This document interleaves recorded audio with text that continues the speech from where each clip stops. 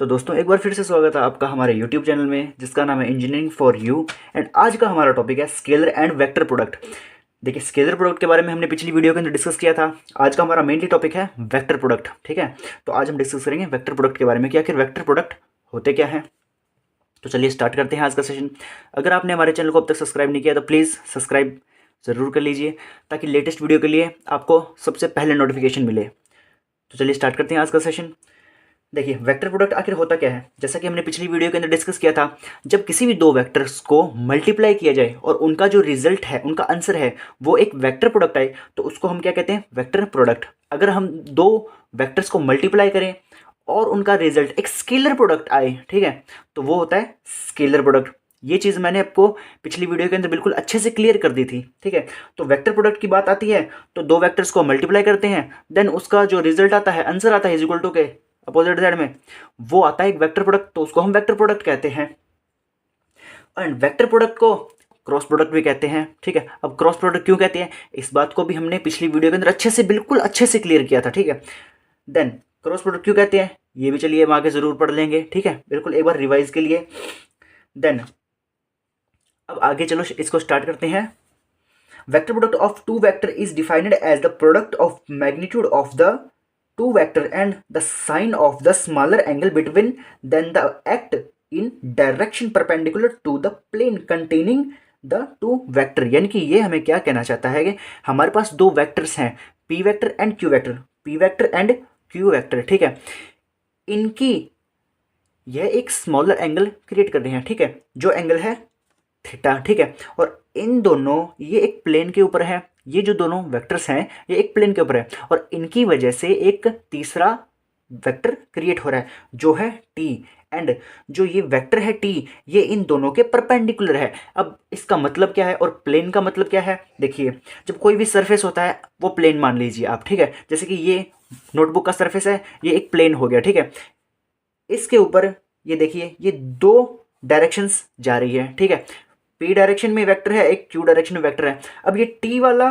इसके परपेंडिकुलर है, इन दोनों के ही परपेंडिकुलर है। ठीक है, यानी कि ये जो वेक्टर है ये इन दोनों वेक्टर के बराबर है, यानी कि ये जो वेक्टर है ये क्यू के भी बराबर है और ये जो वेक्टर है ये पी के बराबर है, ये इसके भी परपेंडिकुलर है एंड ये इसके भी परपेंडिकुलर है। अब परपेंडिकुलर से आप समझते हैं, मतलब परपेंडिकुलर का साइन मेनली ये होता है। ठीक है, एंड परपेंडिकुलर का मतलब होता है किसी भी एक लाइन के ऊपर एक लाइन ऐसे परपेंडिकुलर होना। अब यहाँ पे ये क्या कह रहा है कि ये जो दो वेक्टर हैं इनके ऊपर ये ऐसे है। ठीक है, ये परपेंडिकुलर मेनली ऐसे है, ये इस पोजीशन के अंदर ये दो वेक्टर्स इस प्लेन के ऊपर जा रहे हैं और इन दोनों वेक्टर्स के स्टार्टिंग पॉइंट पे ये परपेंडिकुलर है और इन दोनों की वजह से ये पॉइंट क्रिएट हो रहा है, बन रहा है। ठीक है, बिकॉज ये थ्री डायमेंशनल है। जो वेक्टर प्रोडक्ट्स होते हैं वो थ्री डायमेंशन को रिप्रेजेंट करते हैं। ठीक है दोस्तों, अब ये हमें यही कहना चाहता है, P vector and Q vector जो है वो एक दूसरे के पैरेलल है। पैरेलल से मतलब है ये एक दूसरे के ऐसे पैरेलल।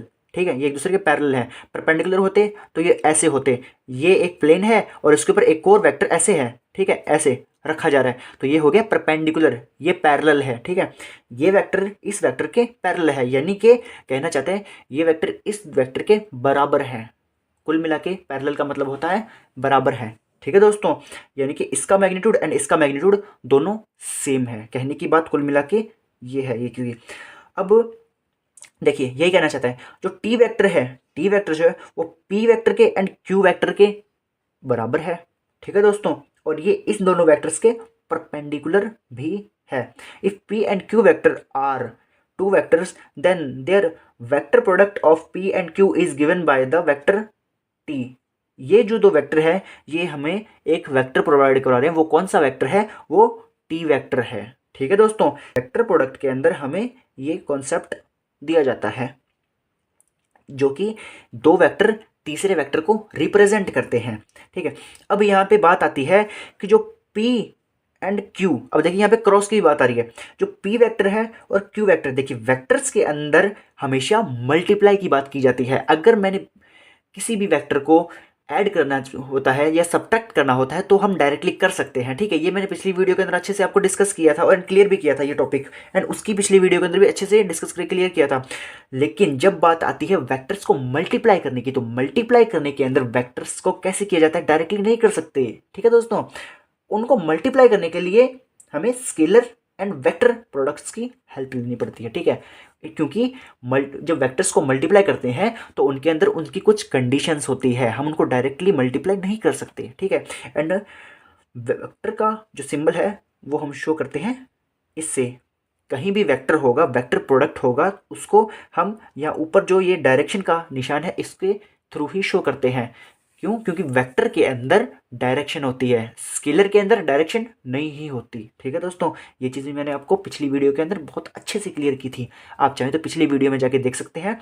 एंड आप अगर पिछली वीडियो देखेंगे तो ही आपको जो ये वीडियो है अच्छे से और बेटर तरह से समझ आ पाएगी। ऐसा नहीं है कि समझ नहीं आएगी, बहुत अच्छे से आएगी, बट जब आप पिछली वीडियो देखेंगे तो आपको स्केलर का कॉन्सेप्ट ही बहुत अच्छे से क्लियर होगा कि स्केलर में एंड वेक्टर में दोनों में डिफरेंस क्या है, ठीक है।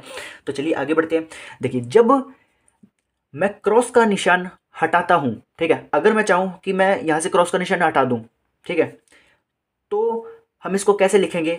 P Q sine theta. देखिए, जब स्केलर की बात हो रही थी तब यहाँ पे क्या था? कॉस थीटा था, ठीक है। इसका जो कोसाइन था, ठीक है, वो कॉस थीटा था, यानी कि वहां पे जो स्केलर के अंदर था ये कॉस की एंगल क्रिएट कर रहा था, बट वेक्टर्स के अंदर, वेक्टर प्रोडक्ट के अंदर ये साइन का एंगल क्रिएट कर रहा है, ठीक है। ये साइन से रिप्रेजेंट हो रहा है। एंड अगर मैं यहां से ये हटाऊं क्रॉस का निशान, ठीक है, तो मैं इसको इस तरह लिख सकता हूं पी क्यू साइन थीटा। देखिए, ये इसका कॉन्सेप्ट है, ठीक है, समझने का, कि हम जब दो एंगल्स को रिप्रेजेंट करते हैं आगे, ठीक है, लिखते हैं, ठीक है, मतलब कि अगर आगे हम उसको प्रोसेस करें, इसको पी वेक्टर को एंड क्यू वेक्टर को आगे फर्दर वेक्टर प्रोडक्ट्स के अंदर प्रोसेस करें, तो हम उसको किस तरह लिख सकते हैं? अगर हम इसको मल्टीप्लाई करेंगे, सिंपल सी बात है, हम इसको मल्टीप्लाई करेंगे, मल्टीप्लाई होने के बाद ये क्या हो जाएंगे? ऐड हो जाएंगे, ठीक है, जुड़ जाएंगे एक दूसरे के साथ मल्टीप्लाई होने के बाद।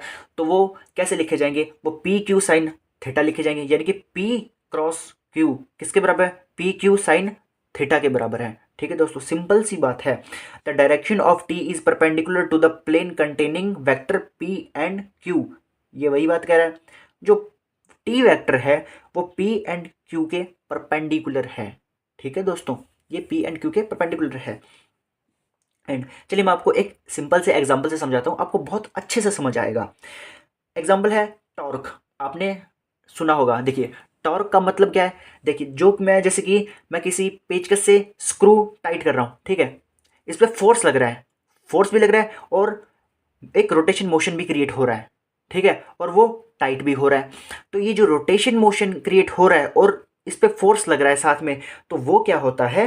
टॉर्क, उसको टॉर्क कहते हैं, ठीक है दोस्तों। तो वो होती है टॉर्क। अब टॉर्क को हम किस चीज़ से रिप्रेजेंट करते हैं, मतलब उसका सिंबल क्या है? टॉर्क को हम टाउ से रिप्रेजेंट करते हैं। अगर आपको कहीं पे टाउ दिखे, ठीक है, तो आप सिंपल सी भाषा में समझ जाना, ठीक है, कि वो टॉर्क की बात कर रहे हैं, मतलब कोई भी चीज़ ऐसे रोटेट हो रही है, ठीक है, और उस पर फोर्स अप्लाई की जा रही है, रोटेशन मोशन के अंदर फोर्स अप्लाई की जा रही है। एंड जो टॉर्क है वो किसके बराबर है? मोमेंट आर्म इंटू फोर्स के बराबर है, यानी कि जो टॉर्क है वो मोमेंट आर्म इंटू टॉर्क के बराबर है। अब देखिए, बात यहाँ क्या आती है? जो टॉर्क है, यानी कि एक हिसाब से देखिए, यहाँ भी देखिए, जो टी है यहाँ पे टॉर्क है। एंड अगर पी एंड क्यू, अगर जो टी वेक्टर है वो पी एंड क्यू के बराबर है, ठीक है, पी वेक्टर, पी और क्यू वेक्टर वो टी वेक्टर के बराबर है, ये जो दोनों वेक्टर है ये इस वेक्टर के बराबर है। यहाँ पे क्या होगा? जो टी जो टाउ वेक्टर है, क्या वो आर एफ साइन थीटा के बराबर नहीं होगा? सिंपल सी बात है, हो सकता है ना। अगर ये इन दोनों के बराबर है तो क्या मैं ये इन दोनों के बराबर नहीं कर सकता? हो सकता है ना, सिंपल सी बात है। अगर ये पी क्यू है, इसकी जगह मैं आर एफ कर दूं तो क्या दिक्कत है? कोई दिक्कत नहीं है। चलिए आगे मैं आपको इस कॉन्सेप्ट को और अच्छे से क्लियर करता हूँ। इसके अंदर एक राइट हैंड रूल का अप्लाई किया जाता है। अब राइट हैंड रूल क्या होता है, चलिए वो समझते हैं। तो चलिए दोस्तों, राइट हैंड रूल को अच्छे से और समझते हैं, ठीक है, कि आखिर राइट हैंड रूल होता क्या है। वेक्टर प्रोडक्ट के अंदर राइट हैंड रूल का अप्लाई किया जाता है, ठीक है, राइट हैंड रूल का यूज़ किया जाता है, और कैसे यूज़ किया जाता है, ठीक है, और उसका रोल क्या है राइट हैंड रूल का, वो समझते हैं। The direction of T is determined by using the right hand rule. ठीक है, जो वेक्टर टी है उसको रिप्रेजेंट करने के लिए, उसको समझने के लिए, ठीक, किस चीज़ का यूज़ किया जाता है? राइट हैंड रूल का यूज़ किया जाता है। This rule state that the curve finger of the your, ठीक, finger hand by keeping the thumb effect in such way that finger curve यानी कि means turn in the direction from toward Q, यानी कि P से Q की तरफ, P से Q की तरफ, through the smaller angle of the direction of T will be given the thumb. यानी कि ये क्या कहना चाहता है? ये वही बात कह रहा है, सिंपल सी बात है। कॉन्सेप्ट को और क्लियर करने के लिए वही बातें रिपीट की जा रही हैं। ठीक है, जो पी एंड क्यू है वो टी को रिप्रेजेंट कर रहे हैं। ठीक है, पी एंड क्यू के ऊपर टी परपेंडिकुलर है। ठीक है दोस्तों, एंड यहाँ पे क्या कहना चाहता है? जो एंगल बन रहा है, जो स्मॉलर एंगल बन रहा है पी एंड क्यू के बीच में, वो क्या है? थीटा। एंड जो थीटा है वो इस वक्त यहाँ पे 0 डिग्री है। ठीक है दोस्तों, जो थीटा है वो 0 डिग्री है। यहाँ पे थीटा का कोई एंगल नहीं दिया हुआ। ठीक है, अभी हमें, तो जो थीटा है वो 0 डिग्री है। P and Q are parallel to each other. जब P एंड Q वो एक दूसरे के पैरेलल है। पैरेलल होने का मतलब ये नहीं कि हमेशा दो जो वेक्टर्स हैं वो ऐसे होंगे। ठीक है, इनका मैग्नीट्यूड सेम है। ठीक है, इनका मैग्नीट्यूड यानी कि इनकी जो लेंथ है यहाँ से लेके यहाँ तक, यहाँ से लेके यहाँ तक, ये दोनों बराबर हैं। ठीक है, इनका मैग्नीट्यूड सेम है। ठीक है दोस्तों, एंड इन दोनों के परपेंडिकुलर एक टी वेक्टर है। अब राइट हैंड रूल क्या है इसके अंदर? देखिए, जो ये राइट हैंड रूल है वो किस तरह यूज है? देखिए, पहले राइट हैंड रूल का यूज राइट हैंड से किया जाता है। ये मेरा राइट हैंड है। ठीक है, अब मैं इसके थ्रू यहाँ पे अगर आपको समझाऊं तो मैं इस तरह समझा सकता हूँ। देखिए, ये मेरा राइट हैंड है। ठीक है, ये किस तरफ शो कर रहा है? ये पी की डायरेक्शन में शो कर रहा है। ठीक है, ये पी की डायरेक्शन में जा रहा है। ठीक है, अब मैं इसको सेकेंड डायरेक्शन में करूं, ठीक है, क्यू की तरफ, तो ये इस तरफ गया। ठीक है, ये एक प्लेन को भी डिटरमाइन कर रहा है। ठीक है, रिप्रेजेंट कर रहा है। ये देखिए, ये जो मेरा है डायरेक्शन, ये पी डायरेक्शन है, ये गई क्यू डायरेक्शन में, यानी पी एंड क्यू ये एक प्लेन के ऊपर है। ठीक है, एंड तीसरा जो वेक्टर वो क्रिएट हुआ है, ठीक है, 3 डायमेंशन के अंदर, वो है टी। ये पी, ये क्यू, ये पी वेक्टर एंड ये क्यू वेक्टर। मैंने इसको नीचे की तरफ मोड़ा, ये क्यू वेक्टर।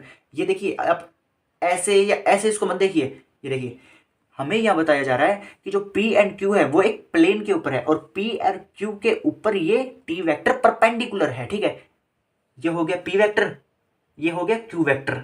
ठीक है, एंड उसके ऊपर एक और वेक्टर बचा जो कि परपेंडिकुलर है। ये इस डायरेक्शन में हो गया, इस डायरेक्शन में एंड इस डायरेक्शन में। अब ये जो वेक्टर बचा ये क्या हो गया? इन दोनों के परपेंडिकुलर ही हो गया। ठीक है, तो यही चीज हमें बताई जा रही है कि P एंड Q वेक्टर की वजह से एक तीसरा वेक्टर क्रिएट हो रहा है जो कि है T वेक्टर, और वो P एंड Q वेक्टर के परपेंडिकुलर है।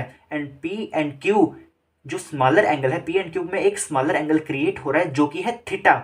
ठीक है दोस्तों, तो यही चीज हमें बताई जा रही है राइट हैंड रूल के अंदर। अब इस तरह से समझ लीजिए, चाहे आप अगर समझना चाहे तो ये मेरा P हो गया, ये Q हो गया, P vector and Q vector, इसके ऊपर ये T वेक्टर ऐसे ऊपर की तरफ शो हो रहा है। ठीक है, ये तो इस डायरेक्शन में और ये T वेक्टर ऊपर की तरफ। ठीक है, परपेंडिकुलर। ठीक है, P एंड Q के T जो वेक्टर है वो परपेंडिकुलर है। ठीक है दोस्तों, P into Q is equal to P Q sine theta. ठीक है, ये इनका यहाँ पे थीटा क्यों लगाया जा रहा है? थीटा फिलहाल यहाँ पे इसलिए लग रहा है क्योंकि यहाँ पे जो एंगल क्रिएट हो रहा है पी एंड क्यू के बीच में एक एंगल क्रिएट हो रहा है। ठीक है, एंड ये जो एंगल है वो 0 है। ठीक है, जो ये 0 डिग्री है यहाँ पे इस एंगल के ऊपर, अभी फिलहाल ये 0 डिग्री क्योंकि हमें कोई भी डिग्री नहीं दी गई। ठीक है, cross product of 2 parallel vector is 0। जो पैरेलल वेक्टर है, अगर वेक्टर पैरेलल है, ठीक है, तो उनमें डायरेक्शन क्या होगी? एंगल क्या बनेगा? 0 एंगल बनेगा, 0 डिग्री का एंगल बनेगा। जब दोनों प्रोडक्ट पैरेलल होंगे, जब दोनों प्रोडक्ट एक दूसरे के पैरेलल होंगे, ठीक है, तो वो एंगल कौन सा बनाएंगे? 0 डिग्री का। ठीक है, अगर मैं बात करूं कि ये दोनों प्रोडक्ट एक दूसरे के परपेंडिकुलर है, अगर ये एक दूसरे के परपेंडिकुलर हों तो ये कितने डिग्री का एंगल बनाएंगे? 90 डिग्री का। जब भी प्रोडक्ट परपेंडिकुलर होता है, ये प्रोडक्ट इस प्रोडक्ट के परपेंडिकुलर है, तो ये कितने डिग्री का एंगल बनाएंगे? 90 डिग्री का एंगल। ठीक है दोस्तों। और अगर साइन 0 डिग्री है तो उसका आंसर कितना आएगा? 0। ठीक है। लेकिन अगर मैं बात करूं कि साइन तो भाई 90 डिग्री है, ठीक है, अगर 90 डिग्री है साइन तो उसका आंसर कितना आता है? 1। ठीक है, तो उसका आंसर 1 आता है, यानी कि sine 90 degree is equal to 1। यानी कि जहाँ पे भी साइन 90 डिग्री दिया हुआ है, अगर मैं वहाँ 1 पुट करूँ तो कोई दिक्कत नहीं होनी चाहिए, क्योंकि साइन 90 की वैल्यू ही 1 है। ठीक है दोस्तों, मैथ के अंदर एक टेबल दी है, ठीक है, साइन कोस थीटा की, जिसके अंदर 30 डिग्री, 45 डिग्री, 90 डिग्री और ये इन सारी डिग्री की वैल्यूज़ दी हुई है, ये उसी में से है। ठीक है, साइन 90 डिग्री की वैल्यू 1 होती है। ठीक है, आप चाहें तो उस टेबल के अंदर जाके देख सकते हैं। तो यहाँ पे देखिए, अगर मैं P vector into Q vector is equal to P Q sine 90 degree, ठीक है, अगर मैं इसकी जगह 90 डिग्री की जगह P इंटू क्यू, ये वेक्टर्स हैं, ठीक है, एंड अकेला पी क्यू लिखूं तो कोई दिक्कत तो नहीं होनी चाहिए, क्योंकि जो साइन 90 डिग्री है, ठीक है, वो तो 1 ही है। अगर मैं इसकी जगह 1 पुट करूं तो कोई दिक्कत तो नहीं होनी चाहिए। तो P Q into P into Q into P Q, ठीक है, ये हमारे पास एक वैल्यू आती है। अगर साइन 0 डिग्री होता तो इसकी वैल्यू भी 0 होती, यानी कि P into Q is equal to 0।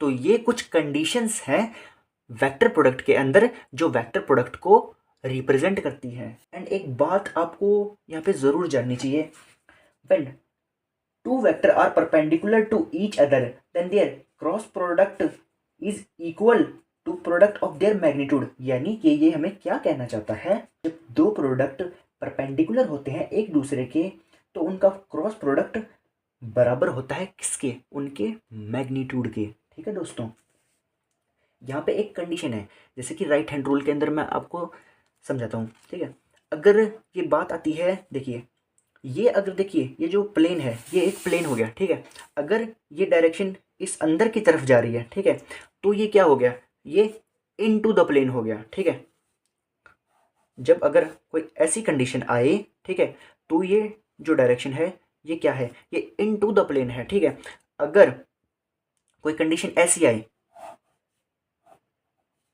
ठीक है, ये वेक्टर्स हैं, ठीक है, एंड ये अंदर की ना तरफ ना जाके ये बाहर की तरफ अगर बने, ठीक है, ये पी वेक्टर हो गया, ये हमारा क्यू वेक्टर हो गया और ये हमारा टी वेक्टर हो गया। ठीक है, ये अंदर की तरफ ना जाके ये अगर बाहर की तरफ आए, ये तो हो गया इन टू द प्लेन, ठीक है, ये हो गया आउट टू द प्लेन। ठीक है,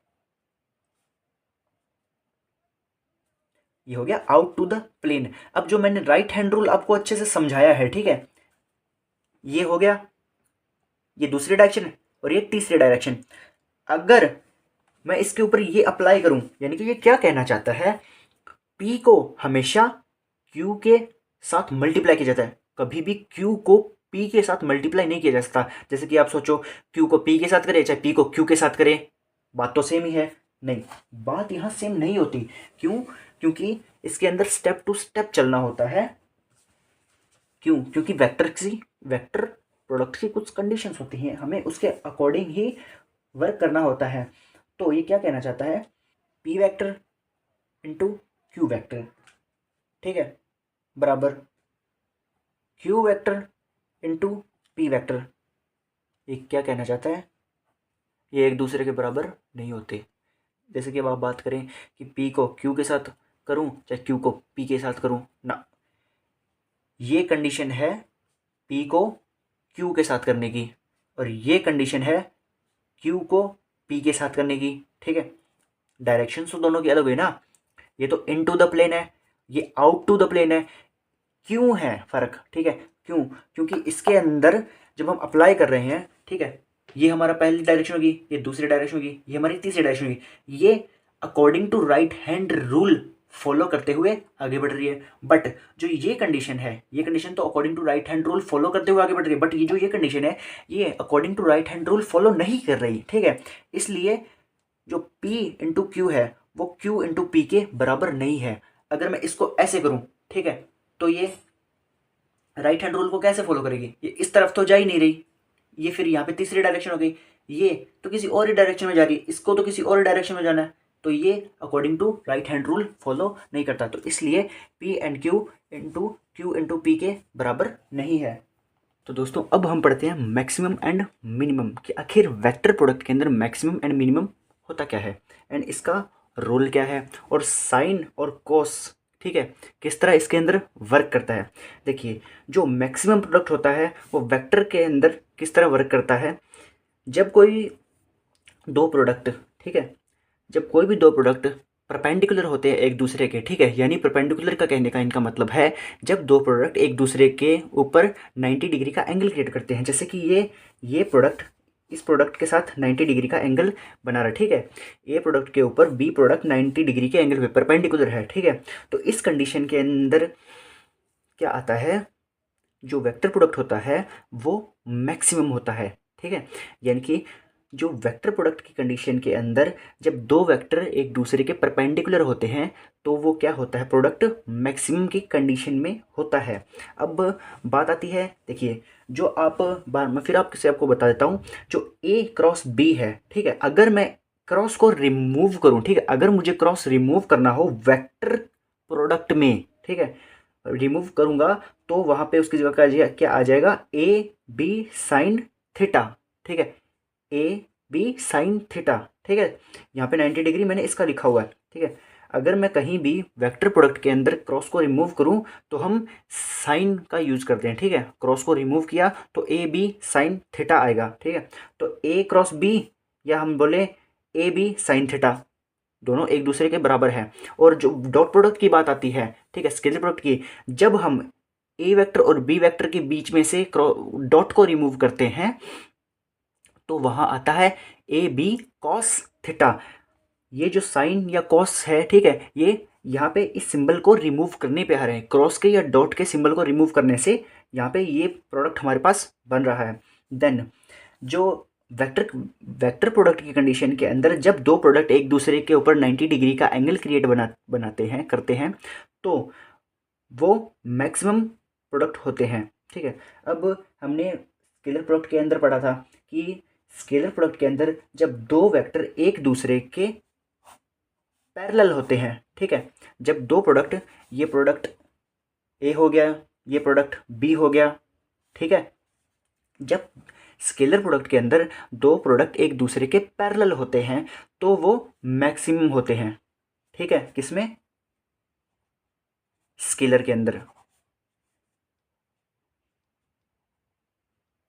स्केलर प्रोडक्ट के अंदर जब दो वेक्टर एक दूसरे के पैरेलल होते हैं तो वो मैक्सिमम होते हैं, ठीक है। लेकिन वेक्टर के अंदर इसका उल्टा होता है, जब एक दूसरे के परपेंडिकुलर होते हैं दो प्रोडक्ट तो वो मैक्सिमम होते हैं। अब ये मैक्सिमम और मिनिमम क्यों होते हैं, मैक्सिमम और मिनिमम इसलिए होता है क्योंकि जब साइन जीरो हो, ठीक है, साइन जीरो की वैल्यू क्या होती है, जीरो होती है, बट साइन 90 की वैल्यू क्या होती है, वो 1 होती है, ठीक है। तो साइन 90 की जो वैल्यू होती है 1, इसलिए ये मैक्सिमम होता है वेक्टर की कंडीशन के अंदर परपेंडिकुलर, ठीक है। बट अगर साइन की वैल्यू यहाँ पे साइन 0 हो, ठीक है, तो ये क्या हो जाएगा, ये मिनिमम हो जाएगा। लेकिन ये मिनिमम वेक्टर परपेंडिकुलर की कंडीशन में कहाँ होगा, ये परपेंडिकुलर की कंडीशन में 0 मिनिमम तब होगा जब ये डॉट प्रोडक्ट के अंदर अगर इसकी बात की जाए तो, ठीक है। बट यहाँ पे हम वेक्टर प्रोडक्ट के अंदर इसकी बात कर रहे हैं, वेक्टर प्रोडक्ट के अंदर इसकी बात कर ले, इसलिए ये यहाँ पे मैक्सिमम है। क्योंकि साइन 90 डिग्री की वैल्यू होती है 1, ठीक है। एक टेबल होती है मैथ के अंदर जिनके अंदर साइन कोस थीटा इन सब की वैल्यू देती है 30 degree, 0 degree, 30 degree, 25 degree, 90 degree, हर चीज़ की हर एक डिग्री की वैल्यू दी होती है, ठीक है। ये मैं उन्हीं डिग्रीज की बात कर रहा हूँ। साइन 90 डिग्री की वैल्यू होती है 1, ठीक है, इसलिए ये यहाँ पे इस कंडीशन के अंदर मैक्सिमम है। बट जब स्केलर के अंदर इसकी बात की जाए, जब दो वेक्टर एक दूसरे के पैरेलल होते हैं, ठीक है, तो वहाँ पे क्या बनता है, A cross B is equal to A B cos theta, ठीक है। अब बात आती है कॉस थीटा की, यहाँ पे कॉस थीटा की बात आती है, ठीक है।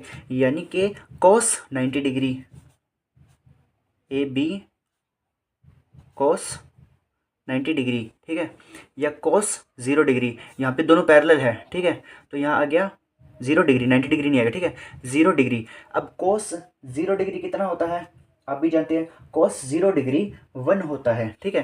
कॉस 0 डिग्री का मतलब होता है ए बी, ठीक है। मैं यहाँ कॉस 0 की जगह 1 लिखूँ, ठीक है, कॉस 0 डिग्री, कॉस 0 डिग्री, ठीक है। कॉस 0 डिग्री होता है स्केलर प्रोडक्ट के अंदर, डॉट प्रोडक्ट के अंदर। स्केलर प्रोडक्ट और डॉट प्रोडक्ट एक ही होते हैं, ठीक है। दोनों मैंने आपको पिछली वीडियो के अंदर बताया हुआ है और इस वीडियो में काफ़ी बार बता चुका हूँ मैं। तो इसको मैं ए बी लिख सकता हूँ क्योंकि कॉस 0 डिग्री 1 होता है, ठीक है। इसलिए इस स्केलर की कंडीशन के अंदर जब दो वेक्टर एक दूसरे के पैरेलल होते हैं तो ये मैक्सिमम कहलाता है, ठीक है। बट वेक्टर के अंदर जब दो वेक्टर एक दूसरे के परपेंडिकुलर होते हैं तब वो मैक्सिमम कहलाते हैं, ठीक है। यानी कि यहाँ पे जब साइन 90 डिग्री होगा तब ये 1 होगा, ठीक है। इसलिए इस कंडीशन के अंदर तब ये मैक्सिमम कहलाएगा। अब बात आती है इसके मिनिमम की, ठीक है, कि मिनिमम वेक्टर प्रोडक्ट होता क्या है, ठीक है। जब दो वेक्टर एक दूसरे के पैरेलल होते हैं, ठीक है, एक दूसरे के पैरेलल होते हैं, देन अब यहीं पे भी यही रूल अप्लाई हो रहा है सेम, ठीक है। बट यहाँ पे बस ये परपेंडिकुलर है और यहाँ पे दो वेक्टर एक दूसरे के पैरेलल हैं, ठीक है। पैरेलल यानी कि ये वेक्टर हो गया एंड ये बी वेक्टर हो गया, ये दूसरे के एक ऐसे बराबर हैं, ठीक है। ये हो गया ऐसे परपेंडिकुलर, ये हो गया ऐसे बराबर, ठीक है। तो सेकंड कंडीशन के अंदर जो दोनों वेक्टर है A vector and B vector वो एक दूसरे के पैरेलल है, ठीक है दोस्तों। तो A vector into B vector is equal to A B sine theta, ठीक है। साइन थीटा ये हमारे पास यहाँ पे बनता है A vector into B vector is equal to A B sine theta, ठीक है। साइन थीटा, साइन थीटा यानी कि एंगल, कितने डिग्री का एंगल, यहाँ पे कि कोई भी एंगल नहीं बन रहा, ठीक है, किसी भी तरह का एंगल नहीं, यानी कि एंगल 0 है, तो यानी कि डिग्री भी कितनी हुई, 0 डिग्री हुई। तो 0 डिग्री की वैल्यू कितनी है, साइन 0 की वैल्यू होती है 0, ठीक है।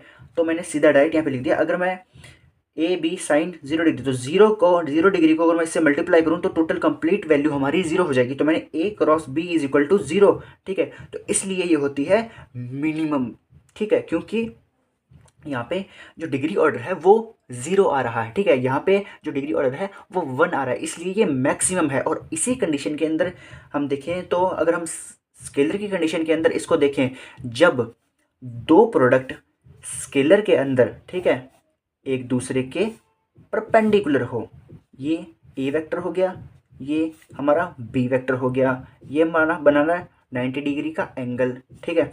कंडीशन कौन सी है, A cross B is equal to A B cos theta, ठीक है। स्केलर के अंदर हम कॉस का यूज करते हैं, वेक्टर के अंदर हम साइन का यूज करते हैं, ठीक है दोस्तों। अब इसको सॉल्व करते हैं, ए क्रॉस बी ए बी, अब यहाँ पे एंगल कितना बना रहा है, थीटा की जगह हम एंगल पुट कर देंगे, कॉस 90 डिग्री, कॉस 90 डिग्री है तो हमने दो वेक्टर्स हो गए, ठीक है। दो वेक्टर्स के साथ में डिग्री कितनी है, 90 डिग्री। अब कॉस 90 डिग्री की वैल्यू कितनी होती है, 0 होती है, ठीक है। तो इस कंडीशन के अंदर A cross B is equal to 0, ठीक है। जब यहाँ पे 0 डिग्री आ ही रही है तो इस 0 अगर यहाँ मैं 90 की जगह 0 पुट करूँ और उस 0 को इसके साथ मल्टीप्लाई करूँ पूरी कंप्लीट वैल्यू के साथ तो वो 0 हो जाएगी। तो ए बी इंटू 0 डिग्री, तो ये यहाँ पे होती है मिनिमम वैल्यू, ठीक है। तो हमें यहाँ क्या पता चलता है, जो वेक्टर प्रोडक्ट होता है वो स्केलर प्रोडक्ट का उल्टा होता है, यानी जो स्केलर प्रोडक्ट होता है वो वेक्टर प्रोडक्ट का उल्टा होता है। यानी ये जो दोनों प्रोडक्ट होते हैं स्केलर एंड वेक्टर, ठीक है, ये एक दूसरे के अपोजिट ऑर्डर में वर्क करते हैं, ठीक है। दोस्तों आई होप आपको आज की पूरी वीडियो अच्छे से समझ आई होगी, ठीक है। आज का जो टॉपिक है वो अच्छे से क्लियर हुआ होगा। अगर आपको इस वीडियो के अंदर किसी भी तरह का डाउट है तो आप हमें कमेंट सेक्शन के अंदर बता सकते हैं, हम आपका जो डाउट है वो इमीडिएटली क्लियर करेंगे, ठीक है दोस्तों। एंड बने रहिए हमारे चैनल के साथ। एंड दोस्तों अगर आपने अब तक चैनल को सब्सक्राइब नहीं किया है तो प्लीज़ पहले सब्सक्राइब ज़रूर कर लीजिए, ताकि हमारे चैनल की आने वाली अगली वीडियो एंड अगली जो भी अपडेट हो वो सबसे पहले आपके पास पहुँचे, ठीक है। एंड वीडियो को लाइक करना, कमेंट करना एंड शेयर करना बिल्कुल भी ना भूलें। तो दोस्तों मिलते हैं अगली वीडियो में। Thank you for watching the full video.